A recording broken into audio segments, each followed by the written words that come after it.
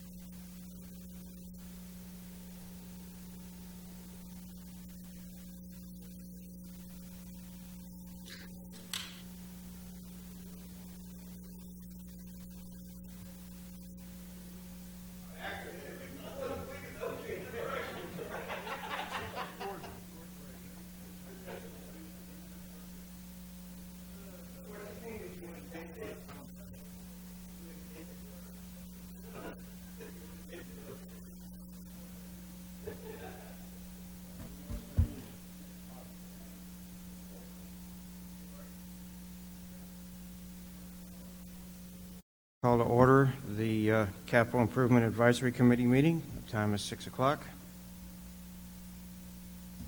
Roll call for the committee is the committee consists of Planning and Zoning Commission. We have two commissioners absent, Mr. Ernie Evans and Mr. Ken Greenwald.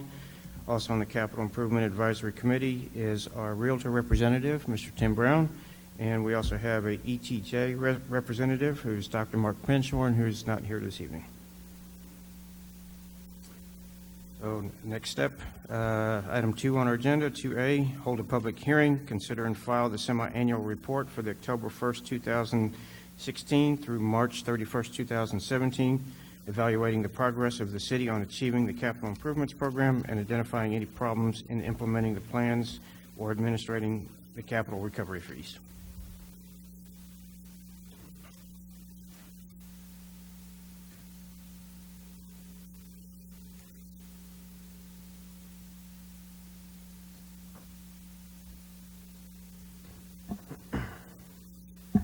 Members of the board, my name is James Walters. I'm the finance director for the city of Schertz.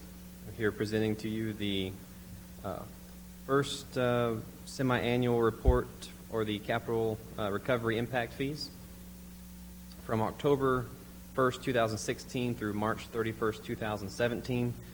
We don't have much to report. The impact fees collected for water were about $630,000 and for sewer was $268,000. The only expenses related to the capital impact fees during this time period were just administrative fees, including auditor services and investment management fee for the sewer funds. I would like to point out that there was a correction on the sewer beginning balance for this report, just under $500 more. There was a double posting of unrealized investment loss on the last report due to an Excel error. We caught that when we were creating this report for this one, so it added an extra $500 approximate back to that starting balance. That's all we have.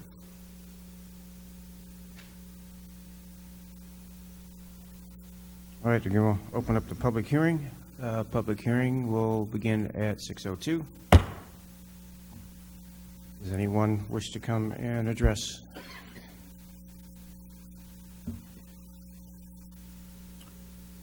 All right, seeing no one coming up to the podium to address the committee, we'll close the public hearing at 6:03.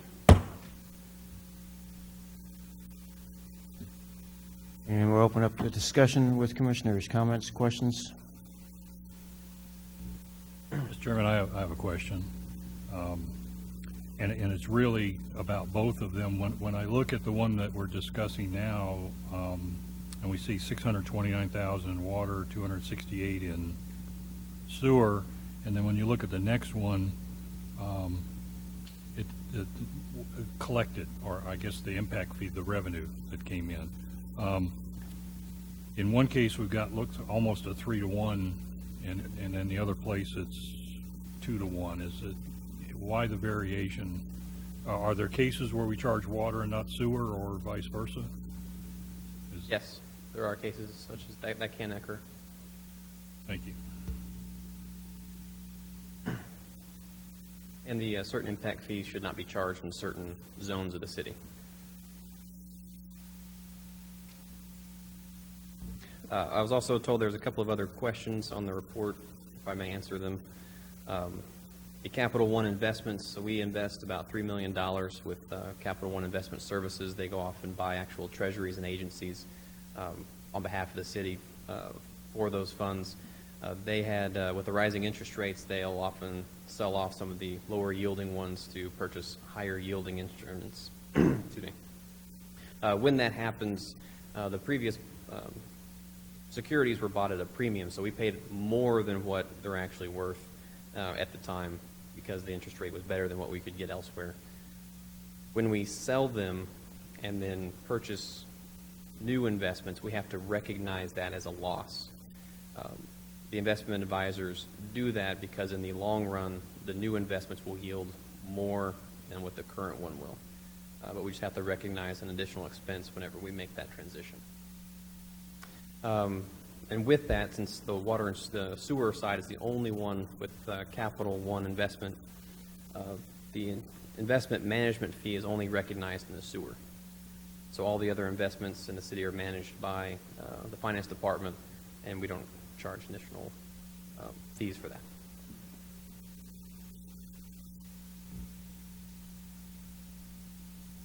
Mr. Chairman, I'd like to make a motion that we accept the Capital Recovery Impact Fee Report for October 1st, 2016 to March 31st, 2017. And I'll second. Okay, we have a motion by Mr. Outlaw, a second by Mr. Brown. Any other comments or discussion? Yes, I have a comment, question. Well, based on the information you gave us today, our impact fees are sufficient to maintain our program and take care of the rapid growth that we are experiencing north and south. So that's a bit of a loaded question that doesn't get a yes or no answer to it. Okay. Glad I asked. Yeah. So let me think how I want to say this. The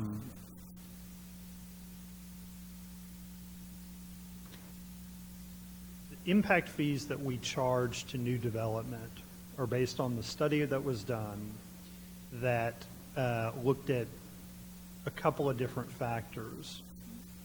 One of which is the anticipated growth we would have in the 5-year window. The next is the anticipated new infrastructure that would need to be added to serve that new development. And then lastly, it's the estimated cost or projected cost of constructing that infrastructure. So if you're off on any of those, you don't assume enough growth, if you don't get right what infrastructure you're going to need, or you err in terms of the cost estimate, it will not match up and get you the amount of money that you'll need for that. And obviously, it's never going to match up exactly. You're always going to be off because you're making estimates with that. Additionally, state law limits the amount of money we can actually charge in impact fees, and we may have talked about this before. It kind of gives you two options. One is it says, figure out what that full cost is. So with this much development needing this much infrastructure and this cost, if I charged everybody exactly, how much would that be exactly? That's your 100% cost. The law says you can't quite do that. You got to factor in a couple things. One is you can either, if you want to go the easier route, just cut that in half, cut it in 50% and go with that and you're good. Or you can essentially take off the additional ad valorem, I think is how it's worded, and Dan can correct me if he recalls off the top of his head. But essentially the tax revenue generated by that new development that would go to pay for that infrastructure, you can ratchet that down a bit and get there. So the idea is to limit you a little bit with that, assuming you're going to spend some of that money on that infrastructure. So you're always going to have a problem relying on your impact fees to cover exactly what you need, but part of it is you're always going to be off on some of those estimates. The other thing is to provide that system for future, impact fees can only be used to add capacity generated by new development. It can't help you catch up. So where you are behind in every community, every city is behind in some areas, you have to use other funds to catch up in those ways. And then again, your water and your sewer is really a system. And so again, in addition to putting in the infrastructure day one, providing that capacity, once you get it put in, somebody's going to got to maintain it and keep it running and keep it working in operations, and impact fees don't go to that. So I would say impact fees are only one pot of money needed to achieve what you're asking. It's kind of the long setup. Here's what I will say. As mentioned by the city engineer last night council took the thoroughfare plan to council. Assuming that makes it through on the second reading on the 11th, they will work on the roadway impact fee part, but they will also likely start this summer the process of updating our water and sewer master plans and impact fees as well. So one of the challenges we have is we do not have we need a better capital improvements plan, not just impact fee, but overall capital improvements master plan for our water and sewer systems that are up to date. And then we need to update our impact fees where we probably identify in a more specific manner the amount of infrastructure that's on the CIP for this going forward. Once we do that, we will have a better feel for where we stand relative to how do we pay for all that going forward. So maybe to try to give you a short answer, I don't know. We really need to relook at all of this and make adjustments to ensure that we are in good shape. I'm not trying to talk around it, but trying to kind of give a feel for your question. No, it's a long way around it, but basically our fee structure is okay for the time being because we will be revising it in the near future. Our fee structure is what it is. Now, we can make it whatever we want, up to the max. Well, we can't, right, within the parameters set by state law, we establish it. And I don't remember what it is now relative to what the maximum state law is, but it also has to be somewhere in the ballpark of our neighboring municipalities as well. But it doesn't have to. So again, and I try to, Yeah. if you want to engage in the conversation, state law kind of says this is how you get to how much you can charge. Once you kind of get to that, and we will get to that point with roadway impact fees, for example, we'll figure out, go on, based on the amount of development, the amount of roads that we think need to be built, how much we think those will cost. We'll come back with a dollar figure. Everybody's eyes will roll back in their head and go, okay, that's insane. We can't charge that. We wouldn't build another house in Schertz, and we wouldn't have another business come here. That's when then the policy part starts, as you've just talked about, which is what are our surrounding communities charging? Based on how much we bring that down, how do we come up with and how do we pay for that? So that's really where that is. But yeah, you're right. We could go through this exercise and the dollar figure is so high that we say, look, we need to pull it down because the implications of charging the most we can in this area are significantly negative. Maybe the better way I'd say is we have not been blowing through this money. We've been piling it up, and the projects are expensive. And as you know, a lot of the sewer money is set aside for the South Schertz plant and some of those lines. So we're going to eat up a big chunk there. Some of the things that we're doing with regard to water is that second feed coming in, which isn't all necessarily based on new development. It's a redundancy issue, though it provides some additional capacity that potentially might be eligible for that. So, there's nothing here in my experience, if I've been dealt with this, that causes me to say, wow, if we don't fix this, change this right away, we're going to be in bad shape. Now, we need to fix it and change it right away because we need to have a better feel for where we're headed with regard to the master plans and then correspondingly the impact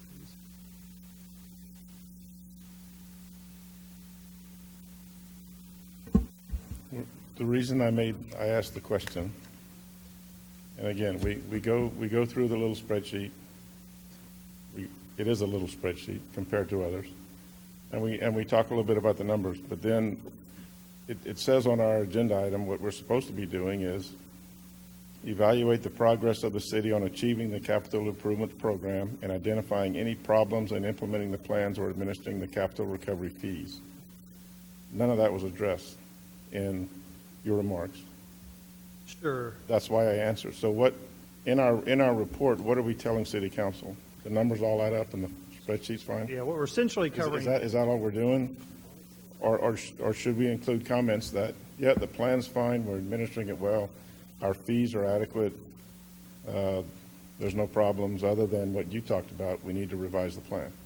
Yeah, we can certainly include that. I would say, again, with regard to how we're administering the collection of fees, yeah, that's going well. We haven't had any issues over the last 6 months or major errors. Occasionally we'll have a glitch where we charge somebody the wrong amount based on when they platted, and we'll typically catch that and refund that going forward, but haven't had those issues. Again, we have been in the kind of mode of saving up these funds and not spending it so we can do some significant projects. One of those obviously will go toward the South Schertz plant. So the reality is we just don't have a lot to report in those areas. We have not been actively spending these funds down, so there isn't a lot to report in those areas. And so that's probably why we skim over it, is there isn't as much activity, as opposed to once we start spending down on it for the sewer projects, you'll get a lot more information about that. But certainly all this discussion goes in the minutes, which is what goes to draft minutes, which is what goes to city council as part of the report. Thank you. All right, any other commissioners? All right, we have a motion on the floor by Mr. Outlaw that was seconded by Mr. Brown. We're ready for a vote. Mr. Brown? Yes. Aye. Aye. Aye. Aye. Aye.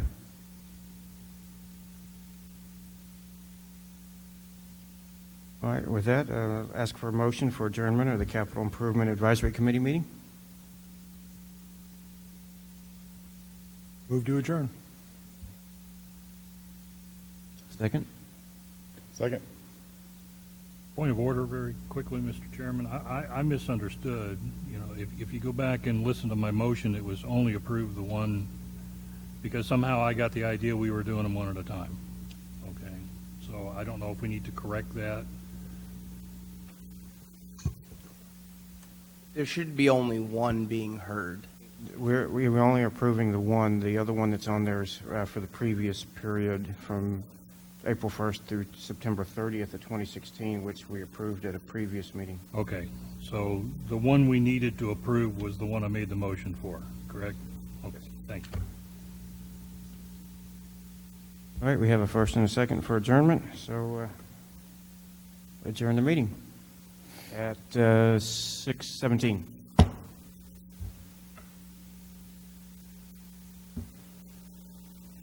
All right, and we'll call to order the regular Planning and Zoning Commission meeting at 6:18.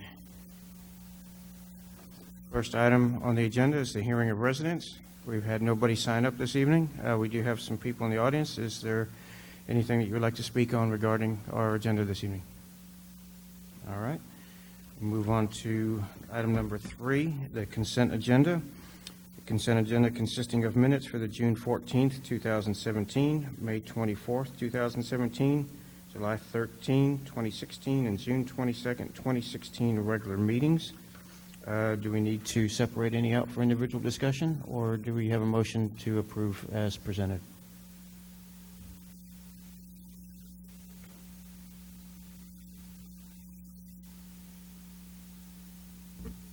Mr. Mr. Chairman, I make a motion that we approve the consent agenda as written. All right, we have a motion to approve the consent agenda by Mr. Outlaw. Do I have a second? Second. Second by Mr. Glombeck. Any other comments or discussion? All right, call for a vote. Aye. Aye. Aye. Aye. Aye. All right, item number 4, items for individual consideration. 4A, WA 2017-004, consider and act upon a request for approval of a waiver regarding on-site sewage facilities for Lot 1 of the Casa Verde Farm subdivision, a approximately 10-acre tract of land located at 7731 FM 482, City of Schertz, Comal County. Emily? Good evening, Commissioners. So as you stated, the subject property is approximately 10 acres of land located at 7731 FM 482 and can be seen here by the green outline.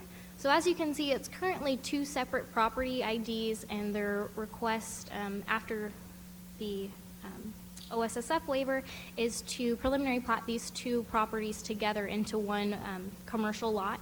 The property is currently zoned M1 and has 1 single-family residential home, which you can see here.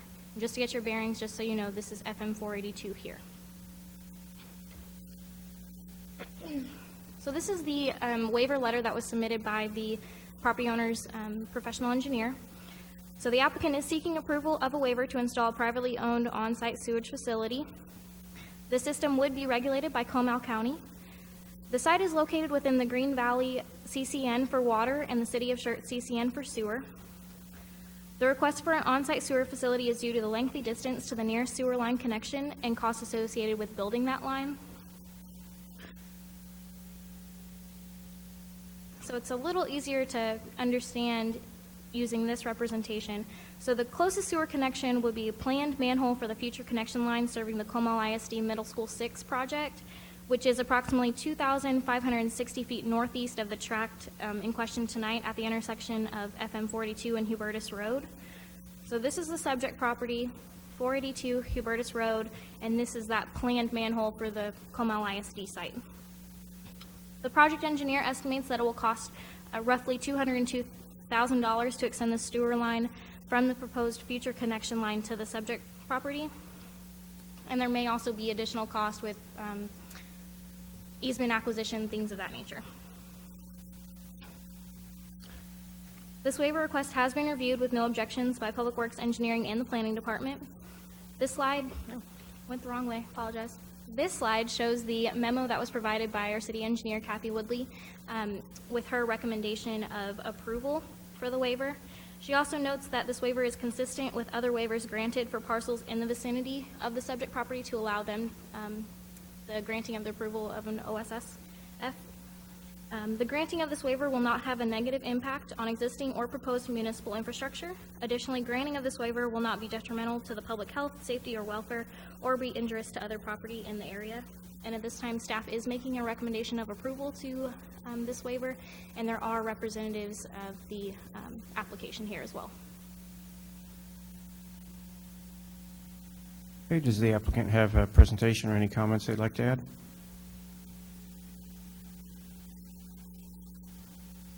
Okay, commissioners, comments, questions?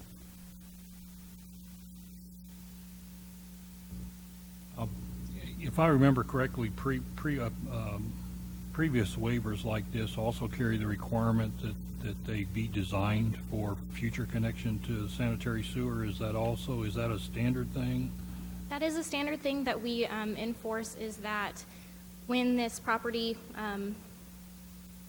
essentially when they do any construction on this property, anything that they do further will have to be in a fashion that it can be disconnected from the septic and connected to a public sewer line once it gets in front of their property.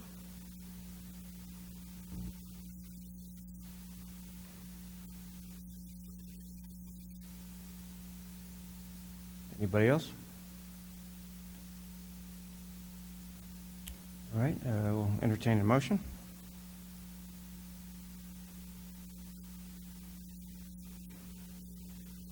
Chair, I recommend we approve WA 2017-004 waiver on-site sewage facility associated with PC 2017-009.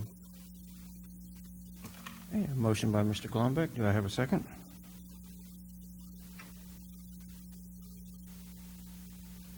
Second. All right, second by Mr. Outlaw. Any other comments? All right, we'll call for a vote. Aye. Aye. Aye. Aye. Aye. All right, next item on the agenda, PC 2017-009, consider and act upon a request for approval of a preliminary plat for Lot 1 of the Casa Verde Farm subdivision, a approximately 10-acre tract of land located at 7731 FM 482, City of Schertz, Comal County. So since y'all are already a little familiar with the property now, once again, 10 acres shown here in green.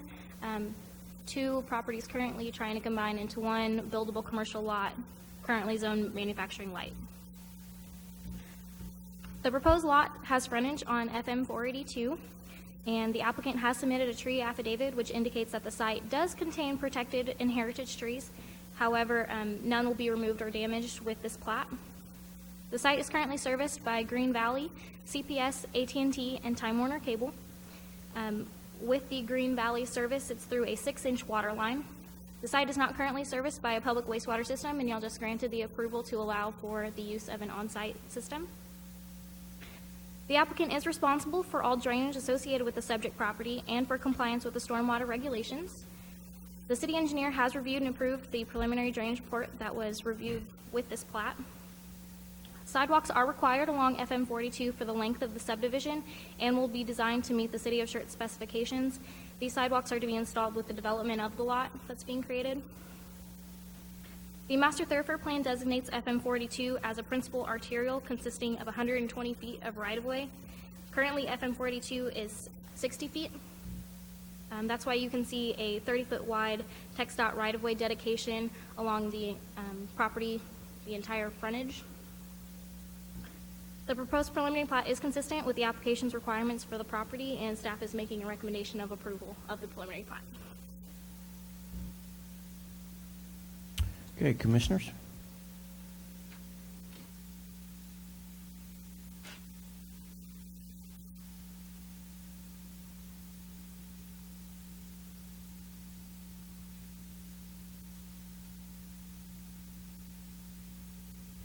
A question. With the 482 will be expanded at some point, or no? Because it says it's got a 60-foot right-of-way, and then we have another 30-foot TxDOT right-of-way. Is that for an expansion? Yes, sir.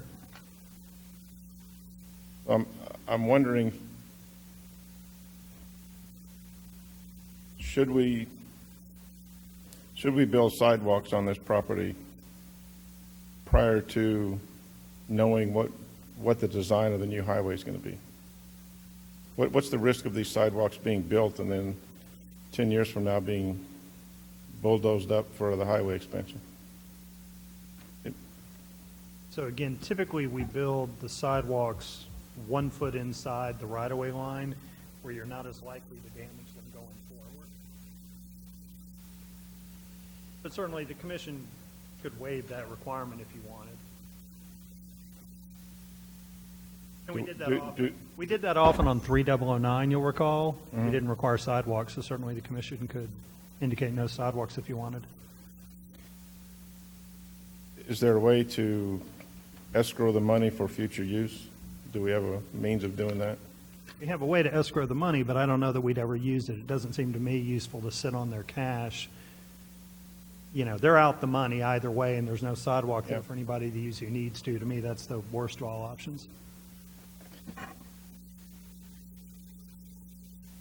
I don't know, what's the commission think? I hesitate building a sidewalk for, how long is this frontage? 270 feet? So we're going to have a 270-foot sidewalk sitting out there and run the risk of having it jackhammered in the future to make way for highway expansion.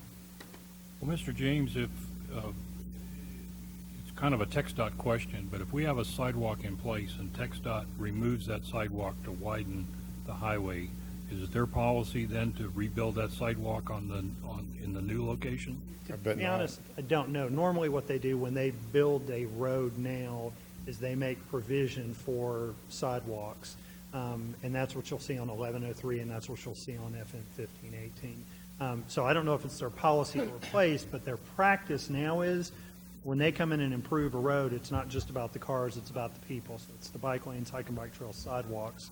And so we would anticipate sidewalks and/or hike and bike trails to go in with that road project.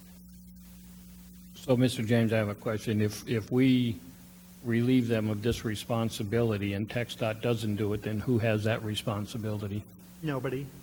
We don't have to have sidewalks there. I mean, again, I think the analogy I'd use, it was a bit of the same thing on FM 3009. We as a community said, we don't want sidewalks on 3009. We didn't require people to build them. We gave, we allowed them not to put in sidewalks.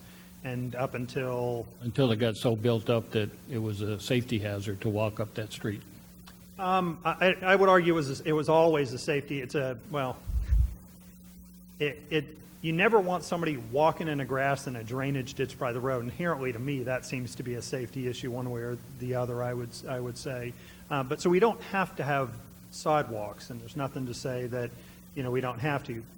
And this is a fairly common dilemma that we face in industrial areas and new developments, this, that, and the other. Somebody says, I'm building a sidewalk to nowhere. That makes sense. Well, what good does a sidewalk to nowhere do you? So don't build it.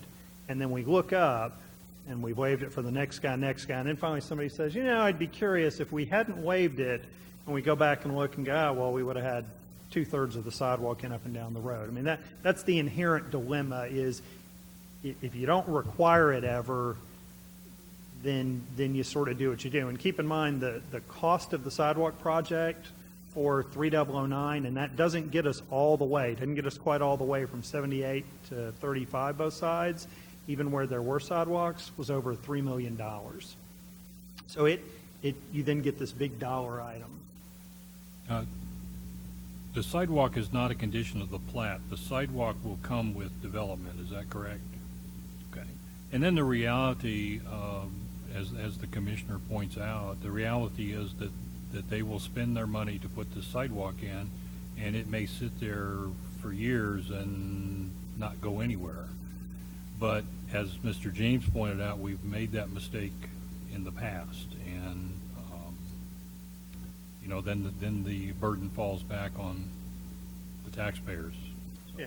I mean, the challenge is you waive it because there's nothing either end, and then a month later somebody shows up next door, I'm ready to plat there. And then again, especially as we get more development in the area, and that includes schools, we'll start seeing what we done in 3009, which is you see people walking, you see the pathways. We have that issue on FM 1518, and I would argue in hindsight where we had development to have required sidewalks on 1518, even if they got torn up, would have been appreciated by the students and the parents of students who are walking up and down to Corbett to get to 1518, even if it was just for one section of road.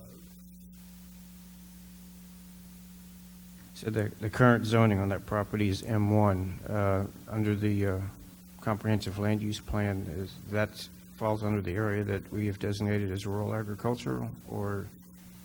I'd have to check the plat. Is that what's the comp plan designation?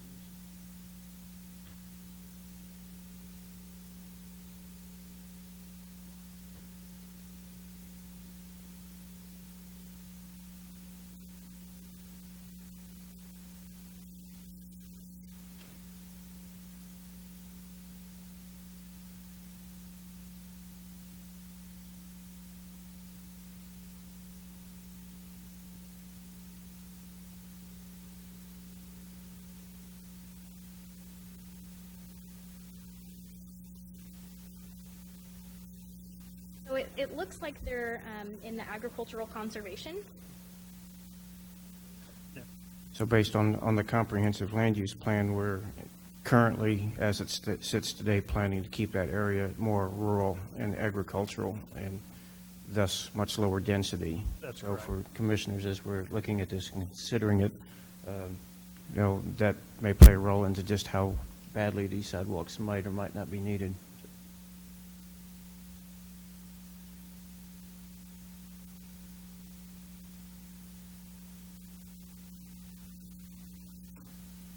But on the other hand, Comile ISD owns almost the whole area, so there's already a school in the neighborhood. There may likely be another school in the neighborhood, so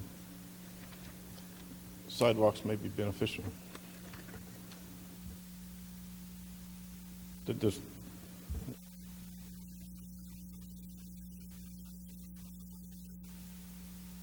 Any other comments or questions? Okay, Chair will entertain a motion.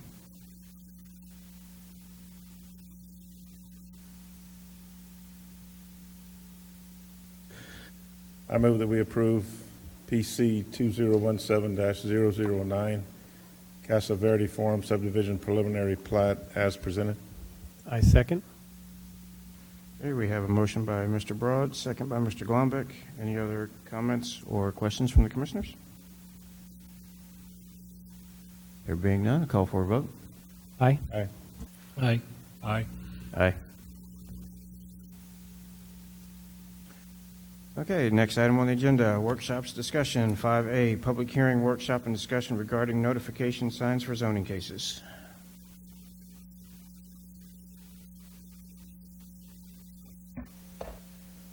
Good evening, Commissioners.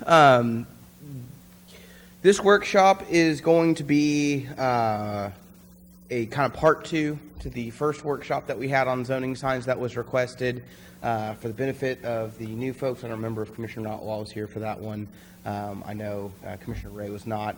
So I will give you a little background. A few weeks back, well, maybe a couple months now, the Commission had asked staff to look into the possibility of doing signs that would be on site for rezoning cases, such as depicted here in these photos. These are a couple photos from some surrounding municipalities. We've got San Antonio down there in the bottom right, City of San Marcos in the top right, and then City of Georgetown, which is one of our target cities, over on the left. And so a little bit about this. Our current practice for zoning notification is per state law and per our UDC. We mail out notices to property owners within 200 feet of the subject property at least 10 days prior to the Planning and Zoning Commission public hearing. Generally, it's actually about 12 days because our meetings are on a Wednesday. We generally send them out on a Friday. Sometimes it's a little more. It's never less. Additionally, then after the item is heard at Planning and Zoning Commission, we then notice the item to be published in the newspaper, the San Antonio Express News, at least 15 days prior to the City Council public hearing. Again, that one happens generally a lot further out as well because of how City Council dates fall and when we publish notice. So those are our standard practices.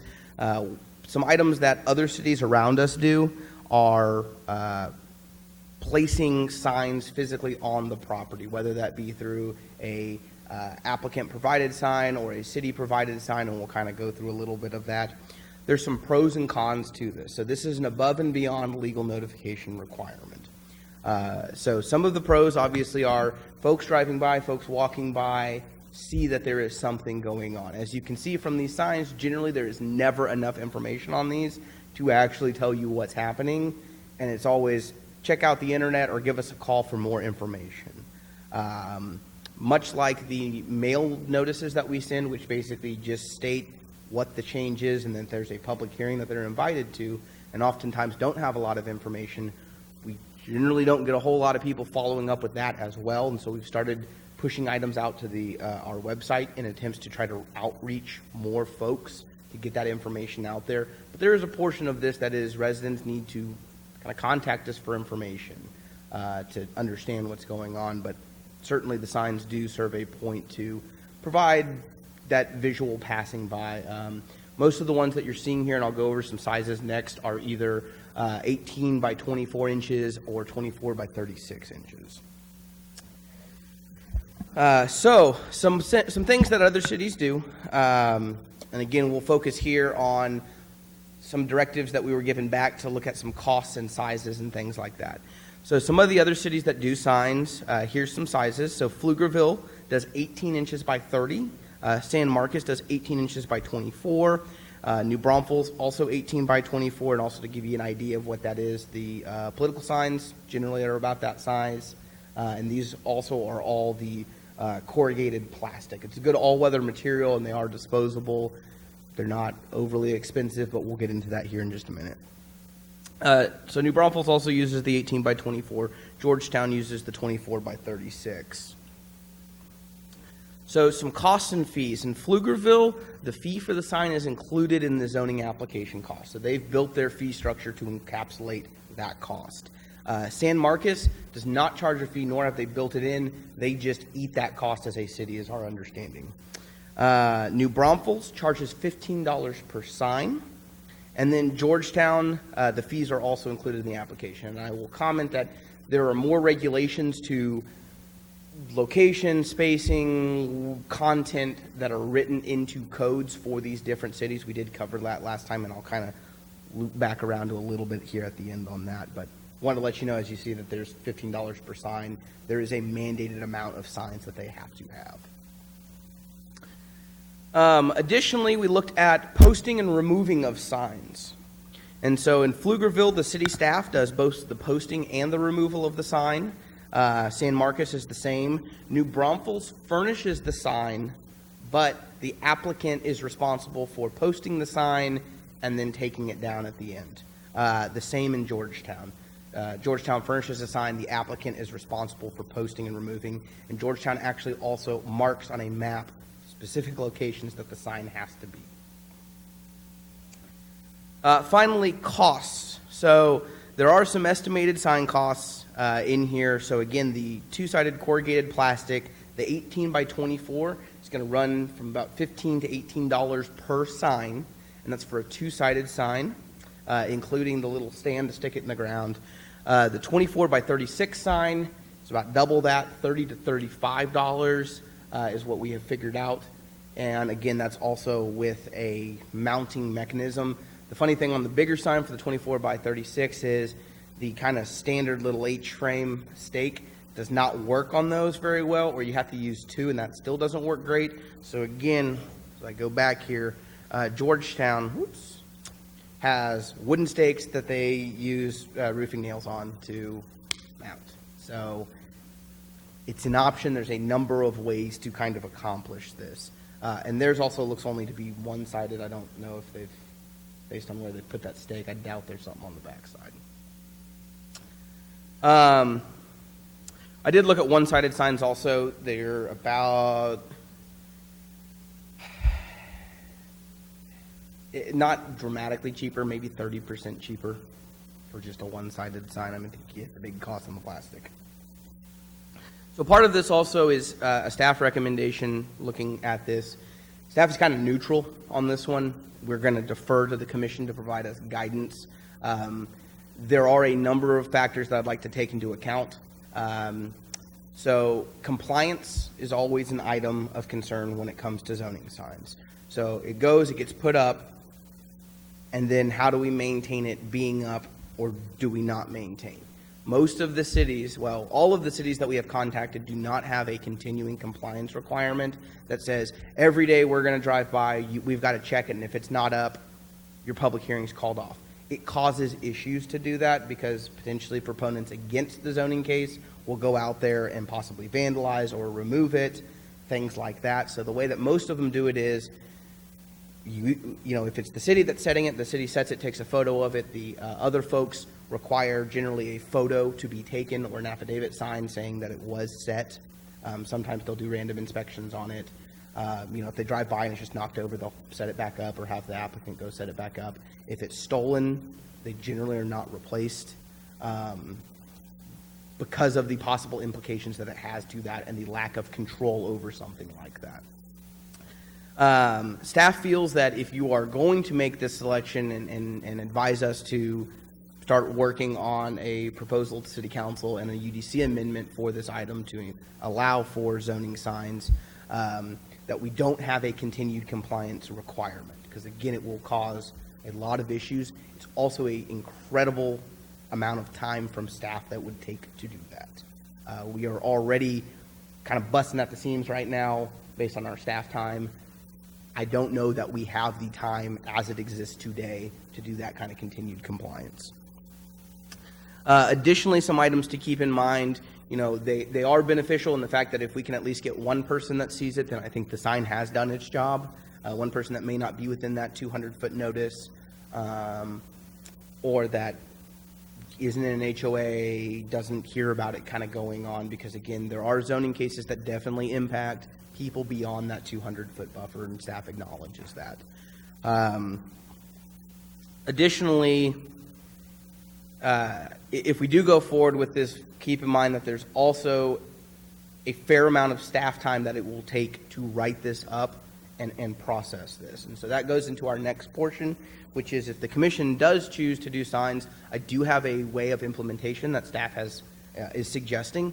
And so our suggestion is to have the applicant provide the sign, so they'd be responsible for going out, paying a sign company to create the sign based on city requirements. And what we would probably have is a standard template and say, you have to comply with this template. It is exactly this size, it is in this font, it is in this lettering. We'd have that template available for them with everything that needs to be on there. They would then go and set the sign. They would take a photo of it, as well as turn in an affidavit listing that they have set it, and it meets our criteria for setting, and we would define that criteria, because obviously we would want somebody to set it right behind their for sale real estate sign. That doesn't get us there, and so we would have criteria about obstruction and things like that that we would write in. This will require a Unified Development Code amendment, because otherwise we cannot mandate that the applicants provide the signs or even follow through with the signage items.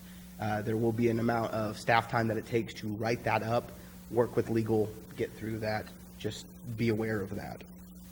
Additionally, we're proposing that the applicant is also responsible for removing the sign, and that the sign would include, much like you've kind of seen here on some of the photos, we would probably shoot for something, a mix of all of these. Most likely something that's got the time, date, and location of the public hearing, the zoning case on it as well, and that there is a notice of public hearing / rezoning that's big and bold that at least catches people's attention. So, driving by, hey, maybe I need to loop back around, park, get out, look and see what's going on. Again, the specific items, if we go this route, staff's happy to work through that on what we feel is best and easiest. We've had some comments about the kind of San Marcos one seems a little busy. They use a checkbox system based on what the application is. Seems a little confusing on that. Again, it's how do we get the information out to let people know there is a rezoning case, contact the city, go on our website, see what's going on, those kinds of things to prompt that. So at that point in time, I will turn it over to the commission for a public hearing.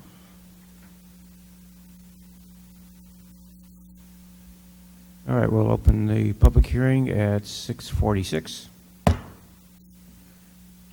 And seeing as how we only have staff and commissioners here, I don't think we have anybody wanting to make a comment. So we'll close the hearing at 6:47.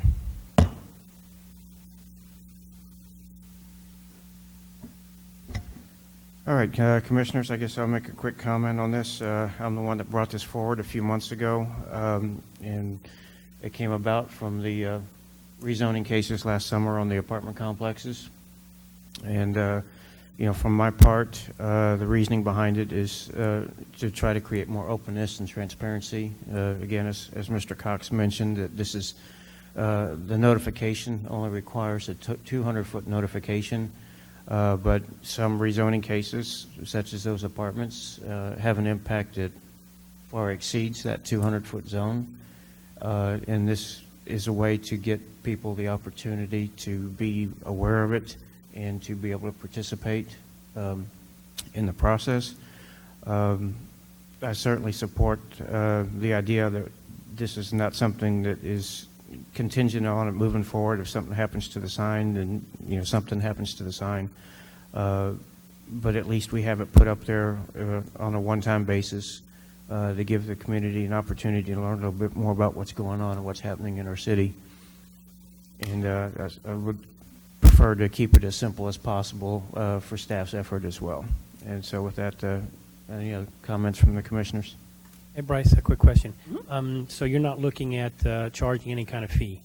So if we do, Based on your suggestions where they're responsible for putting it up, using the proper format, et cetera, no additional fees? correct. So at that point in time, the only additional item that the city would be incurring is a little bit of staff time to verify the documentation that they're bringing in meets our requirements. You know, take a look at the picture, make sure the sign meets, make sure the affidavit's filled out correctly. But we're not out of pocket any cost of the physical signs that would be needed. And again, we'd have regulations. So the bigger projects that we get that are the large PDDs, they're going to have quite a few signs, or folks with multiple frontage would have multiple signs, as opposed to the one smaller lots, or like the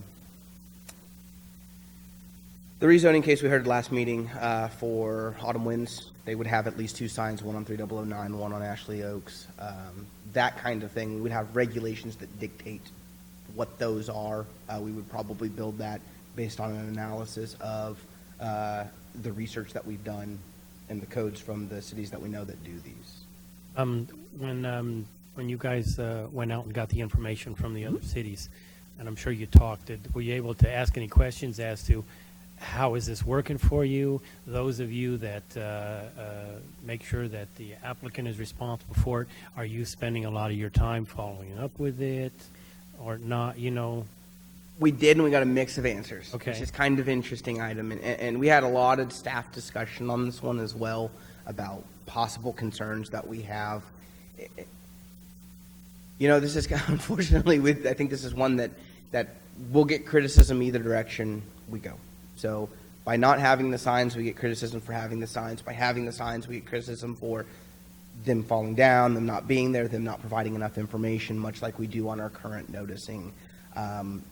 There is benefit, because if we get one person at least who sees it, who otherwise would not have known the information or known that something was going on, there is advantages to that.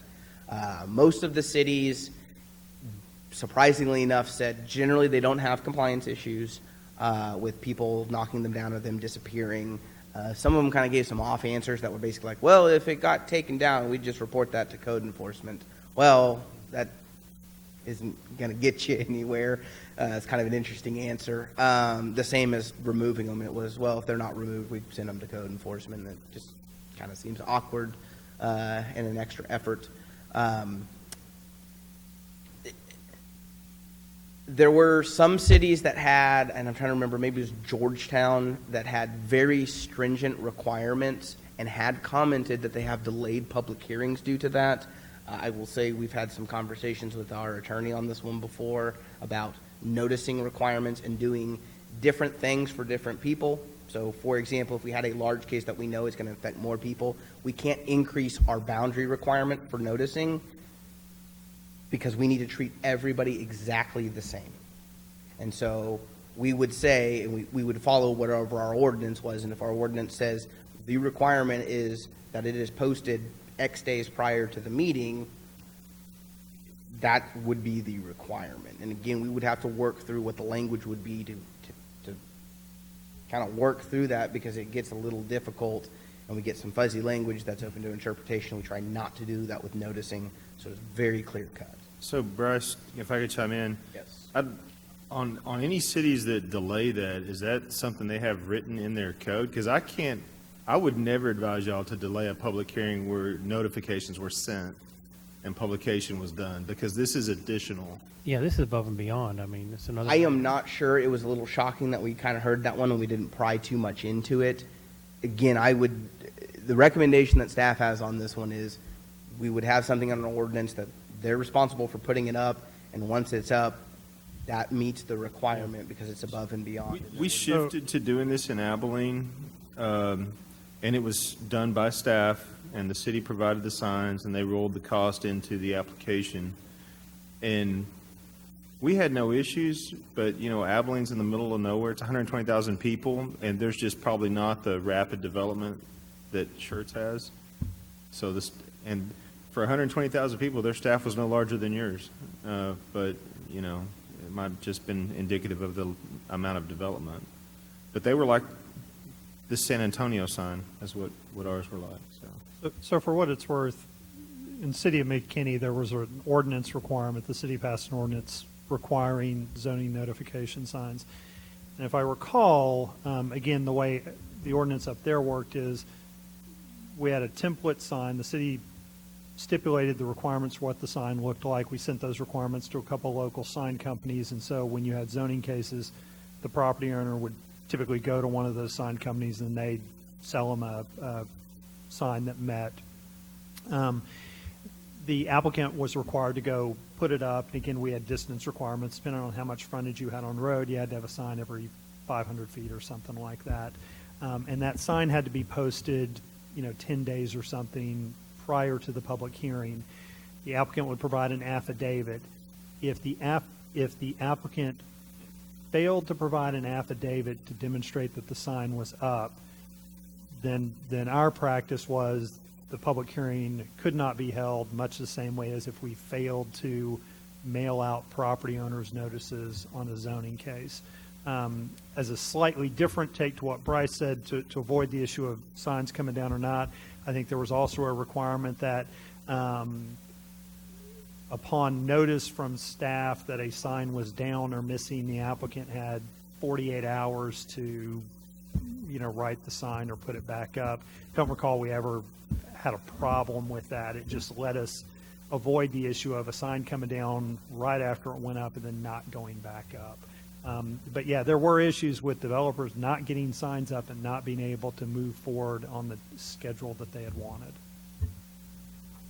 And we would most likely tie, due to how we do mailed notices and our control over that versus published notice, we would most likely require or suggest that we receive that affidavit or photo prior to us even mailing out those notices. So.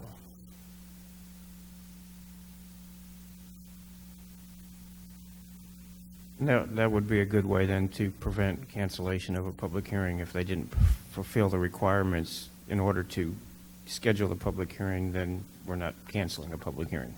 Absolutely. We definitely don't want to send out mailers and then have that kind of explode a little bit. I know we've had that in the past on some cases, and it's always difficult on the public, and so we want to be transparent about it the best that we can. Could we include it in our ordinance to say that the posting of the sign is a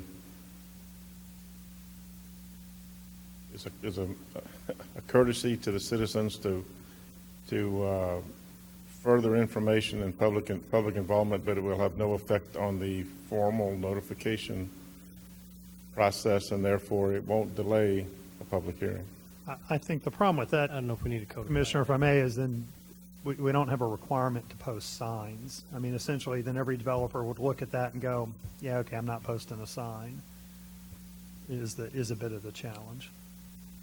But again, folks are used to it. I mean, again, San Antonio does it, Georgetown does it, San Marcos does it. Folks around here do it. So developers, and again, they don't necessarily like it because they don't want, and in my experience, I'll be honest, it's not as much they don't want folks within the 200 feet to know and show up.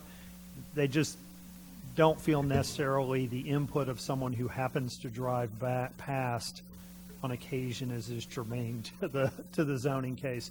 But as Chairperson Dolly said, often the impact of a zoning case can be far beyond the 200 feet. So, does the city have a sign making machine? I know they've made street signs. We do, but again, what we would likely do is our recommendation would be there are a lot of private sign companies out there that would be happy to make and sell people signs. Who makes the city council sign? Who makes what? Who makes the signs for the city council on the go meetings? I believe we've used the electronic signs. I think the Public Works Department has made the kind of, I don't know, paper, whatever they are, plasticky signs. Public Works has a sign machine that they make all signs and other things with.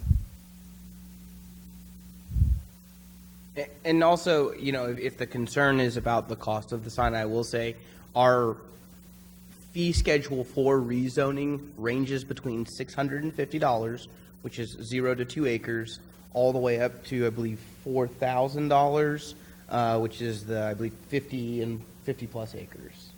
My memory serves me. I think 4,000 is where it caps.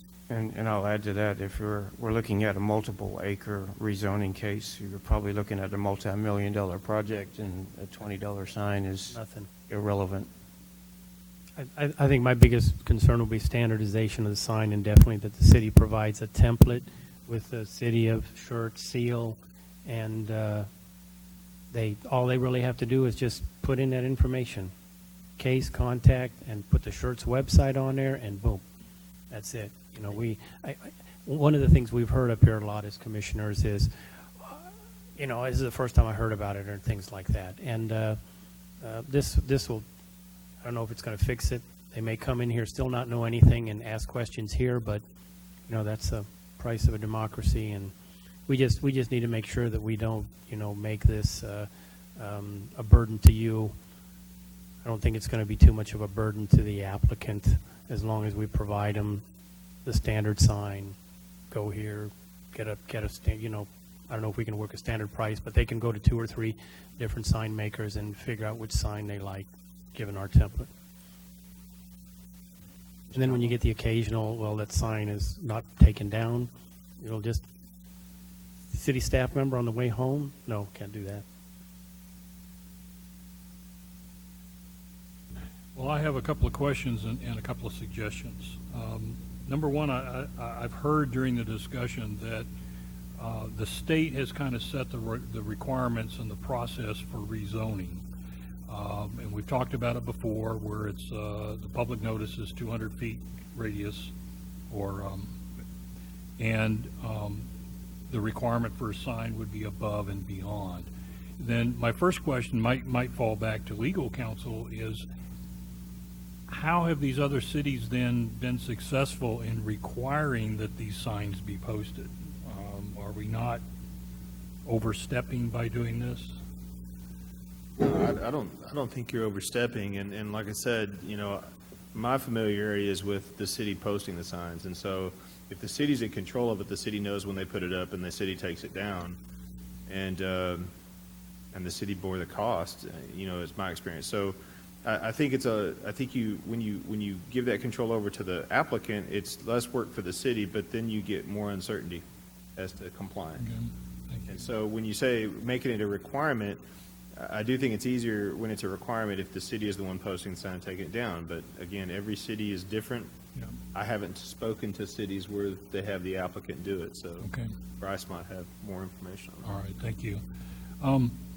Have you discussed this with any of the other city departments? I think the assumption we're making here is that if we decide the city's going to post the sign, that you have to do it.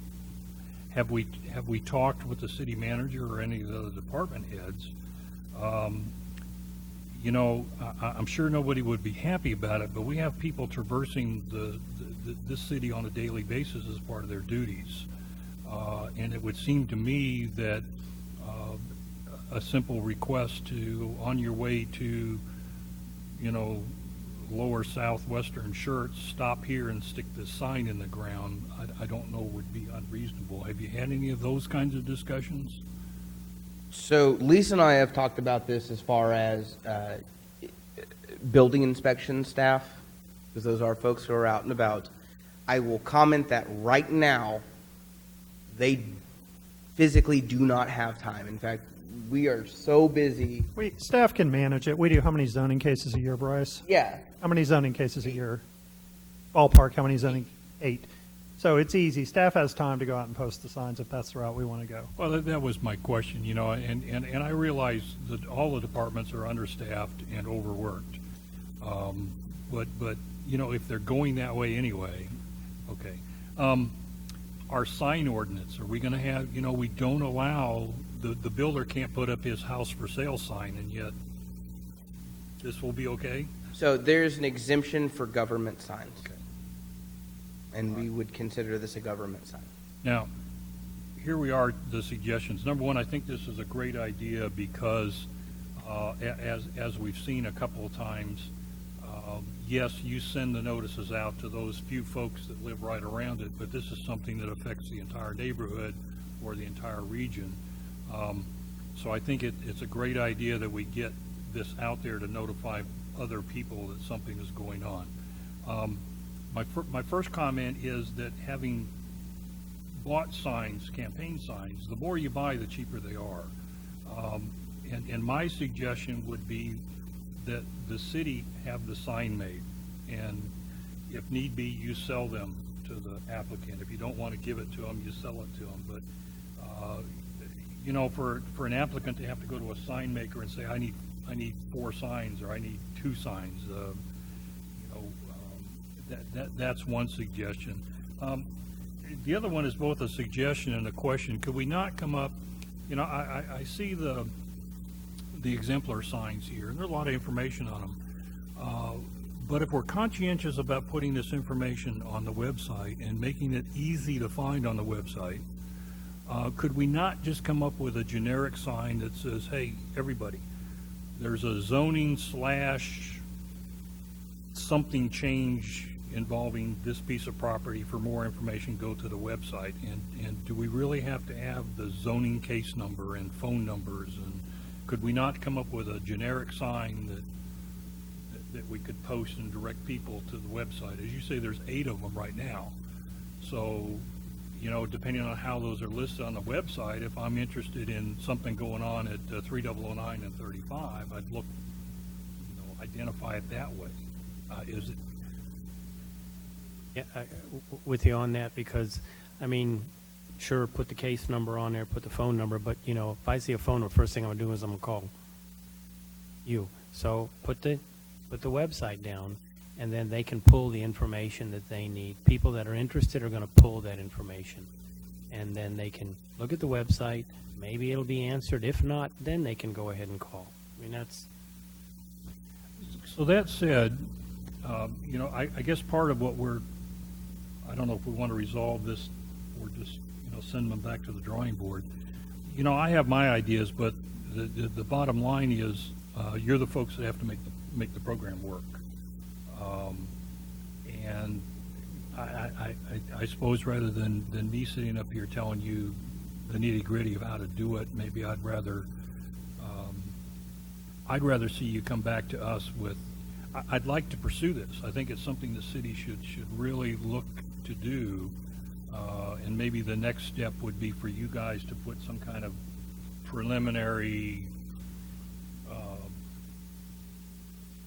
procedure or something together and bring that back to us.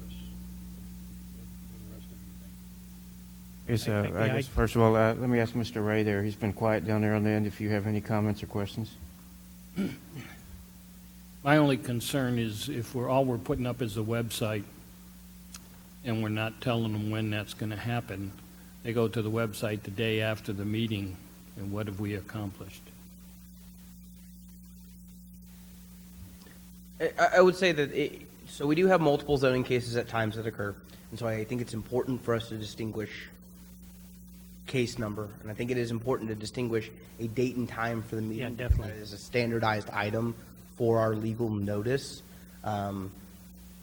It very well is possible for us to look at how we can, the city can purchase signs and then issue them out, whether it be through an additional fee that we that we take to council to have approved to charge for that, or an adjustment in application rates to accomplish that. We can take a look at what makes the most sense based on some of our historic zoning cases and how that stuff comes through. And if you're going to charge them for the sign, why not put some labor cost in there as well for going out there? Rafa, you can calculate that average cost per hour. I mean, it's going to give you in the ballpark, probably like sewer and water fees. But we're already, as you said, what's the minimum charge for a zoning case? $600? $650. $650. So is 20. You know, is the cost of doing this sign thing, you know, do we need to get $675 from them? Is what is, you know, the question. So, can you put a sign together that meets the qualifications, which would be time, date, website, case number, public hearing, zoning, find out how much it costs per 100 or something like that, okay? Well, whatever, 1,000 or, whatever you want, whatever, find out. Well, that- pricing what is cost, that? yes. God, I forgot the old economics, EOQ, economic order quantity, okay, on that. And calculate rough costs, give us an idea. And I think most of the chair feels that it's a good thing. We want to give it an additional layer, but I don't want that layer to burden us by any chance. I understand your viewpoint, I understand the public's viewpoint. I think we understand the viewpoint too up here when we're told, oh, I didn't know anything about it. Well, you should know about it. These are the things that are out there. But And seeing how this is not an item that we're voting on tonight, we're just discussing, we're just kind of trying to achieve a consensus, and I think we have that we want to look at this a little bit more in depth, so ask staff to, I guess, draft up some preliminary language on the UDC modifications that we need to do, maybe come up with a couple of proposed sign formats, and then when y'all ready, bring it back to us for further consideration. Counselor, this is not considered a legal notice unless we specifically state it's a legal notice or make it part of our minimal notifications, but we don't want to do that, so. Well, I don't, I'm going to talk to Brian a little bit more about his experience, but you're correct. You do need to put the modification in the UDC, but I think there's a way we can word that where it's not going to impact and delay public hearings. I'd really hate to do that. Yeah, There's so much expense that is involved in publication and in the mail-outs and in the rights of those people who've received that. And, my feeling is once that notice has gone out, that public hearing needs to be held because the public interest has attached. And so canceling public hearings because of signs, I'd really hate to see that. And I would recommend against it if that was going to be the approach that we were going to take. I don't think that's advisable. So. And I would concur with that. The last thing that, we want to have develop as a reputation as a city is to be obstructionist to developers and wanting to come in and do business here. So just as clarification real quick, sign template, we can absolutely get that together, start working on, I guess, a draft procedure of what this would look like. From what I'm hearing, city purchase signs that we then issue out in some regard, whether that be fee or however that works, we'll look at that. Staff to set them out, staff to pick them up, and regulate it that direction. Is that what I'm generally getting from everybody? I'd like to add a little bit on what Mr. Outlaw said. The city has the capability to make a sign, and I would like to see some interdepartmental conversations amongst the city departments about Public Works, can you make us a couple of signs? Put in an order, put in a request, Public Works, make a sign. Otherwise, their sign equipment just sits there doing nothing. And again, my earlier comments, whatever we can put in the UDC to say that we're not going to delay a public hearing because a sign wasn't posted or a sign was torn down. We have to do that. People travel from all over to come to our public hearings, Austin, San Antonio, Bernie, other places.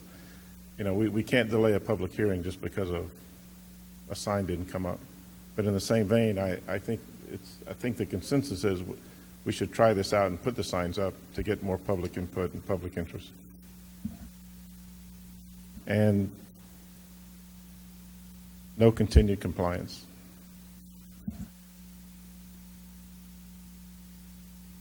All right, anybody else?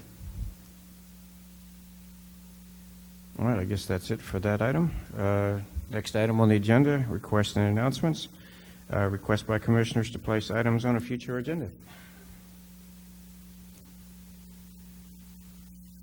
All right, I don't have anything to put on a future agenda in terms of a request, but since the last time we sent out the list of topics that we want to address, we've since seated 2 new commissioners.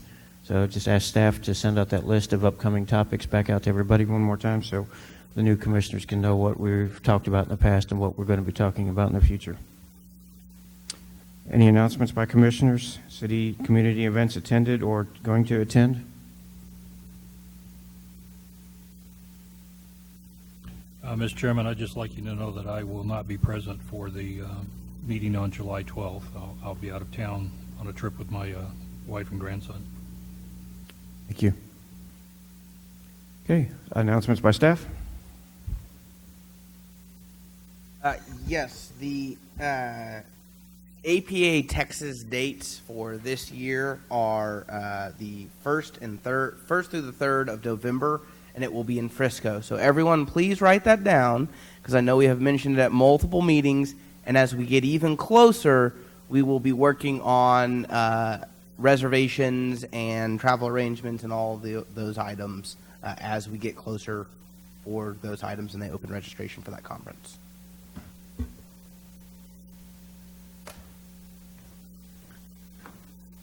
So we have one new site plan to talk about tonight. It is on the corner of Tri-County Parkway and Assembly Circle in northern Schertz.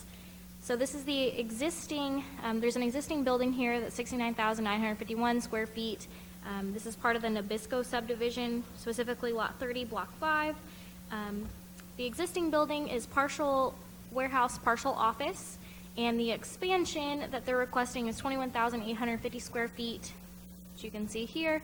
That is proposed to just be warehouse, no office portion.